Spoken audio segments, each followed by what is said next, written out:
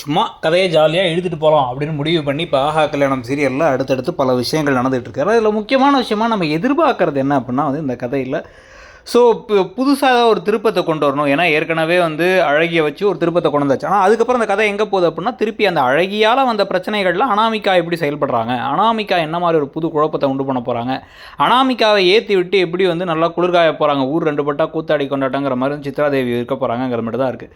இதெல்லாம் ஒரு பெரிய இன்ட்ரெஸ்டிங்கான ஃபேக்டராக இல்லாததுனால இப்போ வேறு ஏதாவது திருப்பத்தை கொண்டு வரணும் அப்படின்னா இப்போ அழகியுடைய அப்பா விஜய் தான் அப்படிங்கிறதுக்கு சில ஆதாரங்கள் சில இதெல்லாம் கொடுக்குறாங்க. ஆனால் அது விஜய்க்கே நம்பி ஒரு நினைவு இல்லை. நம்ம போனோம் ஓகே, ஆனால் அதுதான் அந்த குழந்தையா என்ன ஏது அப்படின்னு சொல்லிட்டு நிறைய குழப்பங்கள் இருக்குது.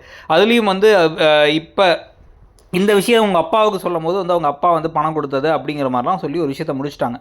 ஆனால் அதில் ஏதாச்சும் ஒரு மாற்றத்தை கொண்டு விஜய் அப்பா கிடையாது அப்படின்னோ இல்லை கண்டிப்பான டிஎன்ஏ டெஸ்ட்டை திருப்பி எடுத்தே தீரணும்னோ பணம் கொடுத்து ஏமாற்றி ஒரு டெஸ்ட்டை வச்சு இப்போ இந்த சித்ராதேவி டெஸ்ட்லாம் ஏற்பாடு பண்ணி வச்சுருந்தாங்களோ அதை வச்சு ஏதாச்சும் ஒன்று பண்ணியோ இந்த மாதிரி ஏதாவது திருப்பத்தை கொண்டு கடைசியில் சூர்யா தலையிலே திருப்பி இல்லை அழகி உங்கள் குழந்தை தான் சொல்கிறதோ இல்லை இதுக்கு நடுவிலே பார்த்தீங்க அப்படின்னா மகாவே ரொம்ப நல்லவங்களாகி நீங்கள் ரெண்டு பேரும் ஒன்றா இருங்க போதும், அந்த குழந்தைய வீட்டை விட்டு வெளில அனுப்ப விரும்பலை, அது ஏன்னா நம்ம வீட்டு வாரிசு, அதனால் நாங்கள் எங்கள் குழந்தைய தத்தெடுத்துக்கிறோம், நாங்கள் எங்கள் குழந்தையா வளர்க்குறோம் அப்படின்னு சூர்யாவும் மகாவும் சேர்ந்து வளர்க்கலாம்.